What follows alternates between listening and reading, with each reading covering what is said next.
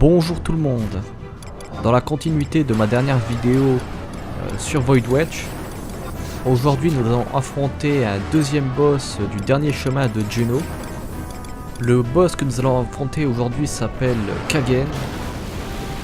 C'est l'un des nouveaux monstres originaux de Void Wedge. C'est un nouveau genre de monstre qui ressemble beaucoup à un insecte géant.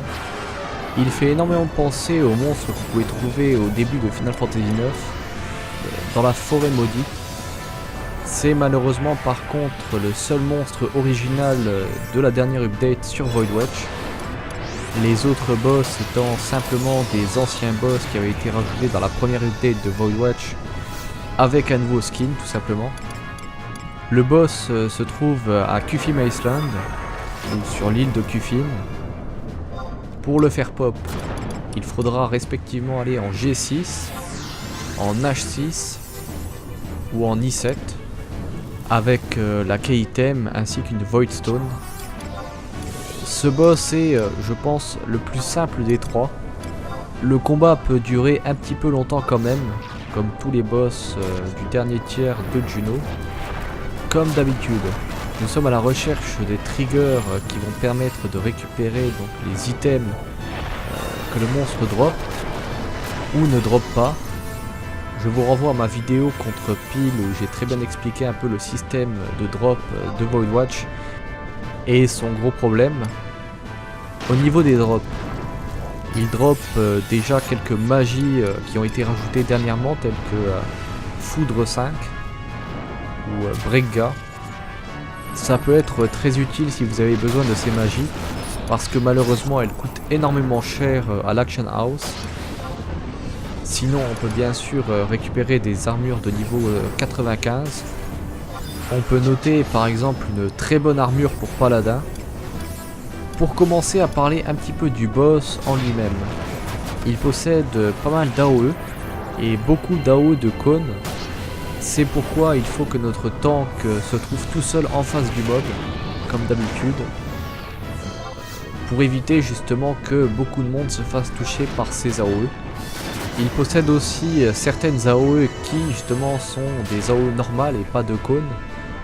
C'est pourquoi il vaut mieux avoir des personnes qui puissent faire des damages à distance. L'une de ses premières attaques s'appelle Slithing Cycle. C'est une attaque de cône qui fait énormément de dégâts, qui renvoie aussi les personnes en arrière et donne le debuff Defense Down. Alors pour éviter ce genre d'attaque, c'est la même stratégie que pour Pile, c'est-à-dire utiliser l'habilité de Titan, Earthen Armor, ainsi que la magie du barde Sentinelle Scherzo. Sa première attaque qui s'appelle Raptorial Claw est très similaire à la première, à part qu'elle donnera Magic Defense Down. A noter que ces debuffs ne sont pas de simples debuffs mais une aura. Les auras sont, comme je vous l'ai expliqué dans certaines de mes anciennes vidéos, des debuffs que nous aurons simplement en étant proche du monstre. Ensuite, il peut utiliser Macerating Bite. Alors, c'est une AOE qui donnera dans un premier temps bio, un bio qui est plutôt violent. Ça dépasse les 50 HP par tick si je ne dis pas de bêtises. Donc, même avec Stone Skin partira très vite. Et en plus, cette attaque réduira tous les stats à moins 20. Si vous avez Vicar Drink dans les items temporaires, le mieux c'est de l'utiliser. Ça enlèvera à la fois tous les debuffs ainsi que bio. Ensuite, on a Plague Expulsion. Alors, je ne suis pas trop sûr de la prononciation, mais c'est une AOE qui donnera certains debuffs tels que Slow, Silence et Amnesia. C'est une attaque qu'il faut faire très attention quand on est magicien noir, tout simplement parce que si jamais on reprend l'aggro et qu'il utilise cette attaque, il ne sera plus possible non seulement d'utiliser des magies, mais surtout d'utiliser l'habilité Enmity Dose qui réduira en fait l'enmity qu'on a par rapport au monstre. Le silence par contre est bien un silence et non pas un mute. Certains monstres de Void Wedge peuvent utiliser le debuff mute. Alors la différence entre le debuff mute et le debuff silence, c'est que Silence peut justement être enlevé avec un Echo Drop ou Silena, alors que Mute ne le peut pas. Il peut aussi utiliser une autre habilité qui quant à elle peut poser de sérieux problèmes. Alors l'habilité s'appelle Praying Posture. C'est une habilité qui donnera en fait au monstre des buffs. Alors ces buffs sont Attack Boost, Accuracy Boost, Magic Attack Boost et Intention. Le monstre gagnera ensuite une amélioration donc à l'attaque, à la précision, aux attaques magiques ainsi qu'à la précision magique.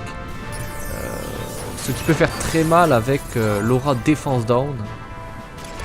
Il est bien entendu possible de dispel ces buffs, mais malheureusement vu qu'il gagne 4 buffs, il faudra en fait utiliser 4 dispels.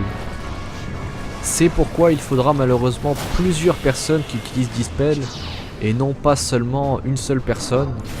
Le but étant de lui enlever ses buffs le plus rapidement possible. Ça c'est ce qui peut être la première difficulté de ce combat. La deuxième difficulté de ce combat, c'est que quand il aura perdu 50% de ses HP, après avoir utilisé Praying Posture, il pourra utiliser une habilité qui s'appelle Death Prophet. Death Prophet est une AOE de cône qui donne tout simplement l'effet Death ou mort. C'est pourquoi il faudra déjà dans un premier temps plusieurs tanks pour ce combat. Tout simplement parce que si l'un des tanks meurt, il pourra être très vite remplacé. Il est possible de stun cette habilité.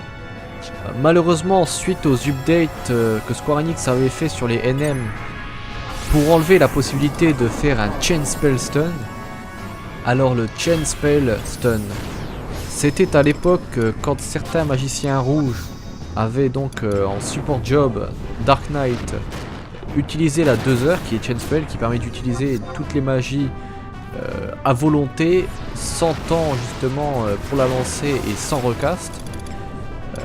Et le but étant tout simplement d'immobiliser complètement le monstre. Alors pour pallier à ça, Square Enix avait fait en sorte que les NM justement allaient gagner de la résistance au stun au plus on utilisait de stun dessus, de telle sorte que si jamais on fait un Chain Spell Stun, seuls les premiers stuns vont passer. Malheureusement dans le cas présent, seulement après quelques stuns, le monstre sera tout simplement immune à stun et donc il sera absolument impossible de stun son habilité Death Prophet. Ce qui fait que votre tank sera obligé de mourir.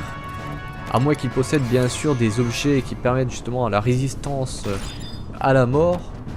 Mais malheureusement aucun objet dans le jeu peut garantir à 100% la survie par rapport à cette habilité. Donc il faudra absolument plusieurs tanks pour ce combat. Ça c'est la principale habilité de ce combat.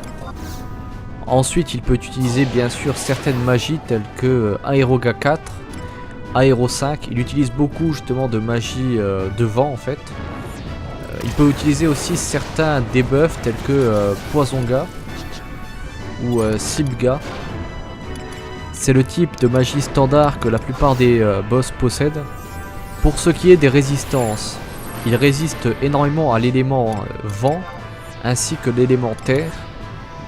Mais il est par contre plutôt faible par rapport à la glace, ce qui est pas mal vu que la glace c'est heureusement l'une des meilleures magies de magicien noir. Voilà, ça ce sont la plupart donc des attaques qu'il peut utiliser.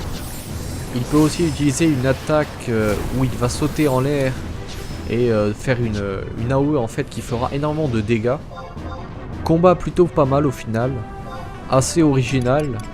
Malheureusement, c'est très dommage justement que les drops de Void Wedge ne droppent pas en fait tout simplement. Voilà, c'était la vidéo donc contre le deuxième boss du tier 3 de Juno. Ma prochaine vidéo sera forcément sur le dernier boss que vous connaissez tous, c'est-à-dire Akvan. J'espère que si vous voulez tenter ce NM, cette vidéo vous aura aidé. Ou si vous vouliez simplement voir à quoi ressemblait l'un des derniers boss de Final Fantasy XI qui avait été rajouté justement à la dernière update. J'espère que vous auriez aimé cette vidéo. Si vous voulez voir plus de mes vidéos, vous pouvez vous inscrire à ma chaîne YouTube. J'essaye d'en ajouter régulièrement. Bonne journée tout le monde et à la prochaine.